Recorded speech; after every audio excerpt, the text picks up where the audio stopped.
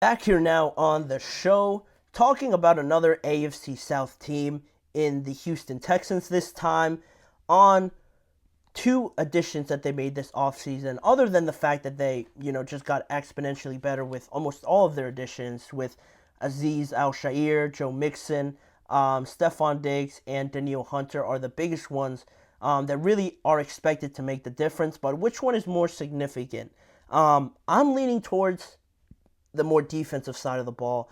And I wanted to explain why. I wanted to explain why based off of what I think, but also what their young star pass rusher, Will Anderson, had to say about Danielle Hunter being added to this team, to this defense, because the Houston Texans already found a gem, or not really found a gem. They drafted Will Anderson with the second pick of the draft, but having him actually on their team as a rookie, he won the Defensive Rookie of the Year award.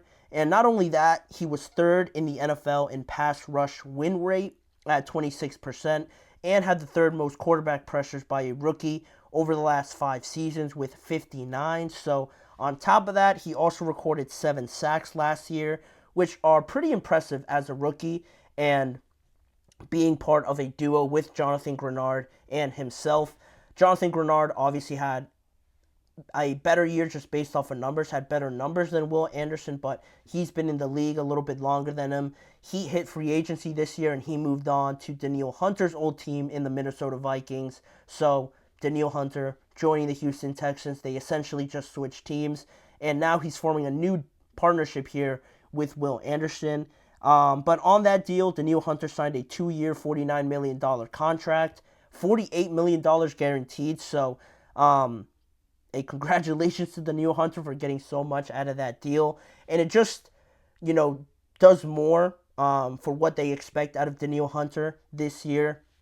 If you're going to guarantee him that much money over the next 2 years, you're really buying into the fact that he's going to produce as he has produced for the Minnesota Vikings over the last 5 to 4 years, because he recorded 16 and a half sacks last year, which was fifth in the NFL for the Minnesota Vikings. And apart from the high praise that Danielle Hunter has already received from Will Anderson based off his experience, his character, he spoke on what it could look like this season for both of them from the opposing offense's point of view.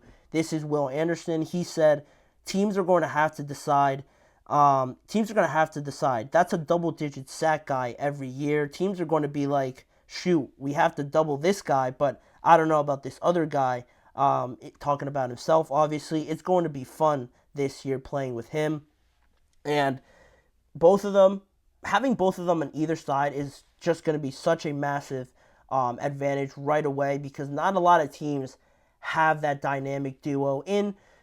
They're not really in the prime of their careers. I don't think Will Anderson is there just yet, obviously, but Danielle Hunter clearly is right in the middle of his prime. So having both of them, having an ascending pass rusher now be combined with a more experienced and already successful one is one of the best things you could have. I'm just talking from experience, from seeing the Steelers play and seeing an experienced guy like TJ Watt, an experienced and successful guy like TJ was, to then draft Alex Highsmith. Not only does it take the pressure off a Highsmith to not have to produce right away, but once he does sort of turn that corner, once he does sort of start to produce on his own, then it's a real nightmare, because you have to double TJ, you have to double Danielle Hunter, but Alex and Will Anderson are starting to get to a point where you're going to have to almost start to double them, or they're going to just go off the entire game. So it's a massive advantage to have. Like I mentioned, Will Anderson recorded 7 sacks last year, but Danielle Hunter has obtained 5 double-digit sack seasons, which is the fourth most in the NFL since 2015. So you have a very successful, consistent pass rusher in Danielle Hunter, which is something that I think this defense needed once Jonathan Grenard moved on. And then just based off of last year, where they were very successful. They surprised a lot of people for getting where they did, to losing to the Baltimore Ravens in the divisional round as a young team. Again, surprising a lot of people. So now bringing some more consistency, some more experience to that side of the ball is why I believe, going back to the question, which one is the most significant addition, I would have to go with Danielle Hunter, because One, it'll emphatically help out Will Anderson, which is the long-term plan, right? He is one of the faces of this franchise. Going beyond those 2 years that you gave to Danielle Hunter, you expect Will Anderson to be here for the next at least 8 to 9 years or something like that. Sort of similar to a J.J. Watt, having that established anchor on your defensive line and being the face of this franchise going forward. That's sort of what they envision with Will Anderson. So you bring in a guy like Danielle Hunter where he can learn a lot of tricks and a lot of just small advantages, small details based on technique and all those sort of things, little nuances, is going to help so much in helping Will Anderson get to that next level. And not only doing that, but doing it at an advanced rate now that you have someone like Danielle Hunter in there to help him with that. And it's similar with what you get out of Stefon Diggs, right? Because Stefon is an experienced guy, established as one of the best route runners and just overall wide receivers in this league. You can get the same benefit out of him on a one-year deal to sprinkle a little bit of knowledge to Nico Collins, to Tank Dell, who is only heading into his second year. After looking so good, and now you have Stefon Diggs in his ear, giving him advice, giving him some pointers on how to attack corners, how to line himself off, how to line himself up, how to play off of leverage and things like that. It's priceless what they're getting out of Stefon Diggs and out of Danielle Hunter for their young superstars, which is why in my offseason grades, I gave them an A+.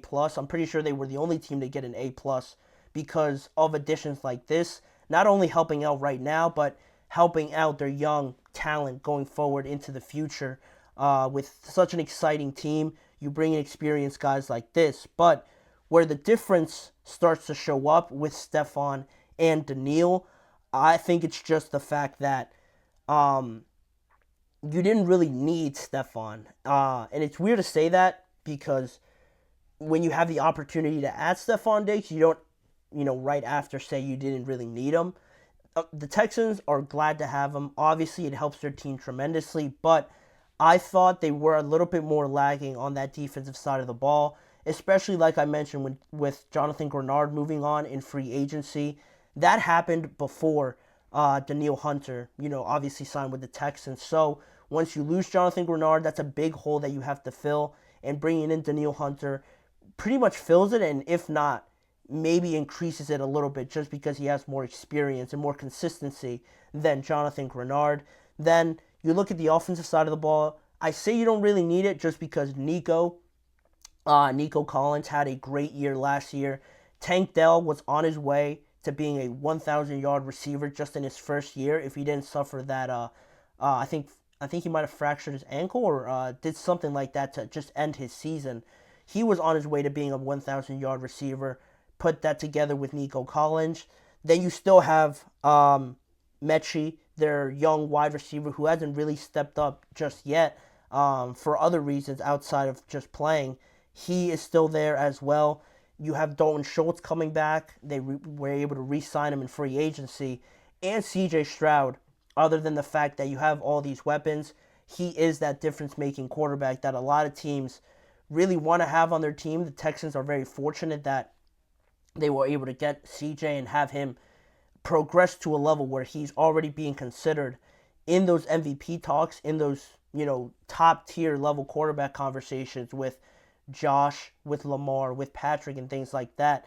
I think people are already seeing that talent out of him. So you didn't really need Stefon, I believe, to step into that level. I believe they probably could have been fine with running it back with Nico and Tank and Mechie, but you don't really pass up a chance like this to add Stefon Diggs. Even on a one-year deal, it doesn't really do too much, but I believe that the holes on defense were a little bit greater. You needed to improve on that side of the ball a little bit more than last year because I believe that the Ravens sort of exposed them from that point in the second half of that game, if you remember.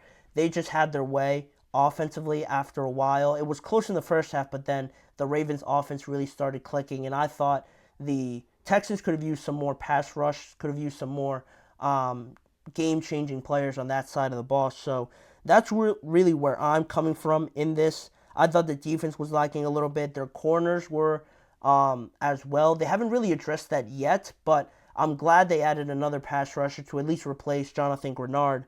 So having that partner right alongside Will Anderson, I think it's going to do wonders for them. I really do. Will Anderson, can't stop praising him, can't stop talking about how much he's helped them already. And it's just another reason why I think the Texans are going to have that type of year where they made it to the divisional round last year. And now this year, I wouldn't be surprised if they made it to the conference championship. I say that with all sincerity.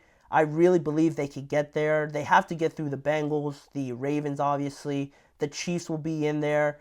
Maybe the Dolphins could be in there as well. The Browns, maybe, if Deshaun Watson can produce as well. So you have a lot of great teams, but I think the Texans, with how much better they got, I'm expecting a conference championship. I'm buying into it that much already. But yeah, Danielle Hunter, I think he's done enough. I think he is just more significant to this team right now to make more of a difference than Stefon Diggs for those reasons. But as always, let me know what you guys think. Who is a more significant addition? Or maybe you don't think it's any of these two guys. Maybe you think it's Joe Mixon or someone like that. Let me know in the comment section. But we have one more topic to talk about briefly here. Dak Prescott, why the heck was he wearing a walking boot on vacation? We're going to get to what he said about it and whether or not we have to be concerned about it now going forward in such a massive year for the Dallas Cowboys. So stick around. We're going to talk some more about Dak Prescott after this break.